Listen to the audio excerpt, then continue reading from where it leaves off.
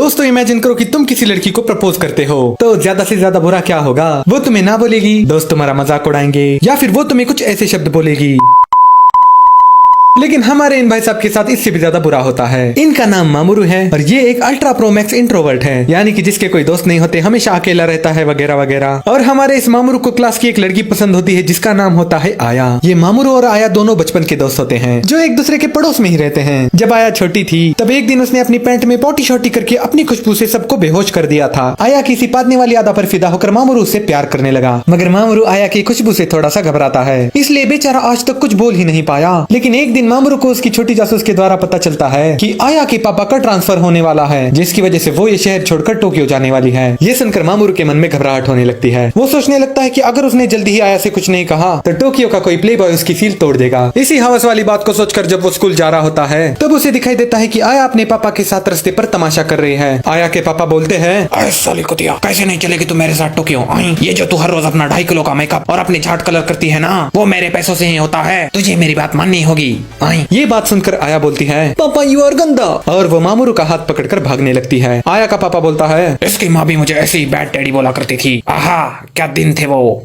इधर मामुरू को पता चलता है कि आया टोक्यो नहीं जाना चाहती और वो अपना 17वां बर्थडे यहीं पर सेलिब्रेट करना चाहती है, जो कि 7 दिन में ही आने वाला है। ये बात सुनकर मामुरू थोड़ा सा अपनी भावनाओं से उत्तेजित होता है और उसे बोलता है कि अगर तुम अपना बर्थडे यहाँ पर सेलिब्रेट करना चाहती हो तो क्यों ना तुम 7 दिनों के लिए मेरे साथ घर से भाग चलो। और आया इस चीज के लिए मान भी जाती है। अब दोस्तों एक मिनट मुझे यहाँ पर बताओ कि तुम ऐसी लड़की को क्या बोलोगे जो बेवजह अपने घर से भाग रही है, वो भी एक लौंडे के साथ। रंडी बाबू रंडी मानडनलो चूड़गा रंडी।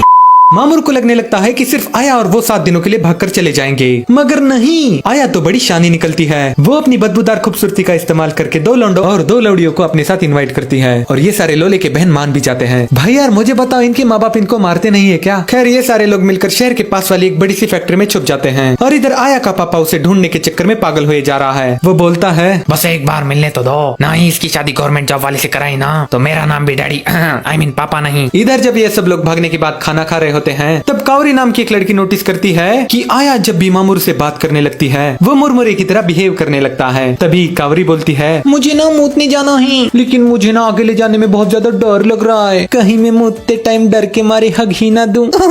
तो क्या कोई जाबाज बहादुर 1.5 पसली वाला बंदा मेरा पकड़ने आई मीन मेरे साथ मूतने चलेगा? और वो मामुरू को अपने साथ ले जाती है। थोड़ी देर चलने के बाद वो मामुरू को बोलती है, तू आया के साथ यहाँ पर अकेले अकेले आना चाहता था ना? मामुरू बोलता है, ये आप कैसी बातें कर रहे हो दीदी? कावरी बोलती है, अबे ओ बहन के टके, दीदी होगी तेरी माँ, मेरी बात ध्यान से सुन, अगर तूने आया को चरम सुख वाली तकलीफ देने की कोशिश की ना तो मैं ये टॉर्च तेरी गैंड में डालकर उसकी डिस्को लाइट बनाऊंगी, समझा? लेकिन मामुरू बोलता है, मैं तो आया को कभी दुख देने के बारे में सोच ही नहीं सकता, क्योंकि मैंने अगर ऐसा किया तो मैं अपनी लंबी मोटी टॉर्च उसके अंदर नहीं डाल पाऊंगा। जब ये लोग यहाँ पर सेक्स सुक्स की बातें कर रहे होते हैं तब उन्हें फैक्ट्री के अंदर कोई जंगली बच्चा भागता हुआ दिखाई देता है। जब वो लोग उस बच्चे का पीछा करने लगते हैं तब उस बच्चे को कुछ लोग पकड़ लेते हैं और उस बच्चे के साथ वो लोग जबरदस्ती करने लगते हैं। हमारे मुरमुरे से देखा नहीं जाता और वो उन लोगों से लड़कर उस बच्चे को लेकर वहाँ से भाग जाता है। जब वो बच्चा मामुरू के बाकी दोस्तों से मिलता है तब वो बताता है कि वो किसी परदेश से है और वो यहाँ जापान में हेंटाई देखने के लिए इल्लीगली आया है, मगर अफसोस वो पुलिस के द्वारा पकड़ा गया और बेचारा हेंटाई नहीं दिख पाया। अब मामुरू के दोस्त ठान लेते हैं कि वो लोग उस जंगली बच्चे को हेंटाई दिखाकर ही रहेंगे और पुलिस से भी बचाएंगे। जब अगले दिन फिर से उस जंगली बच्चे को ढूंढते हुए पुलिस आती है तब ये 14 साल की चूजे उन लोगों से लड़ने लगते हैं। जी हाँ, ये लोग 34 साल के ट्रेंड पुलिस वालों की मार रहे हैं और भाई हमारे इन 2 पुलिस वालों के तो अलग ही नशे चल रहे हैं। इस सब बकचोदी के बाद मामुरू आया से पूछता है कि क्या वो किसी को पसंद करती है? तब आया बताती है कि वो किसी को पसंद तो करती है, मगर वो किसी ऐसे को पसंद करती है जिसके साथ का रिश्ता ये समाज कभी भी नहीं एक्सेप्ट करेगा।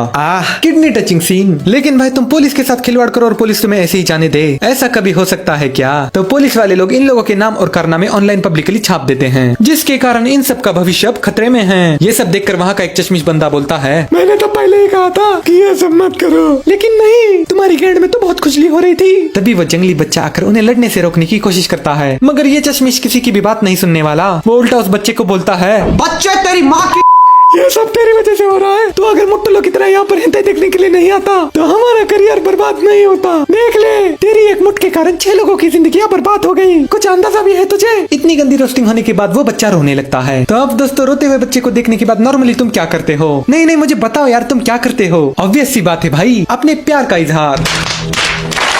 ये भाई साहब लिटरली ऐसी सिचुएशन में आया को प्रपोज कर देता है। वाह क्या गेंडू है ये। वो सोचता है कि ज्यादा से ज्यादा क्या होगा, वो नहीं बोलेगी, मगर जिंदगी ने इसके लोले लगाने में कोई कसर नहीं छोड़ी। आया बोलती है थैंक्स ब्रो, लेकिन मुझे तुम्हारी चड्डी के अंदर जो है वो नहीं चाहिए, बल्कि मुझे तो काउरी की चड्डी के अंदर वाला सामान चाहिए। जी हाँ, मैं एक समलैंगिक औरत हूँ। और ये बात सुनते ही काउरी भी भागते हुए आती है और उसे आई लव यू बोलकर अपनी बड़ी छाती से उसकी छोटी सी छाती दबाती है।